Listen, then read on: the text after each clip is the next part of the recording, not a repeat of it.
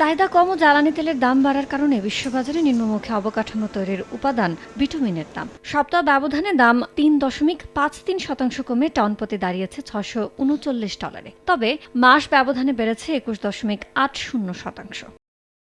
শিল্প খাতে চাহিদা বাড়া এক সপ্তাহে লিটার দাম ২.০৮% বেড়েছে, তবে মাস ব্যবধানে কমেছে ০.২৮%। উৎপাদন খরচ বাড়ায় ৭ দিনে অ্যালুমিনিয়ামের দাম টন প্রতি ৬.৭৮% বেড়ে দাঁড়িয়েছে $৩,৪৬৮। মাস ব্যবধানে বেড়েছে ৫.৮৩%। ইলেকট্রনিক্স খাতে উচ্চ চাহিদা থাকায় সপ্তাহ ব্যবধানে প্রতি টনে টিনের দাম ৪.৮৮% বেড়ে দাঁড়িয়েছে $৪৬,২৭৭। তবে মাস ব্যবধানে কমেছে ৫.২৫%।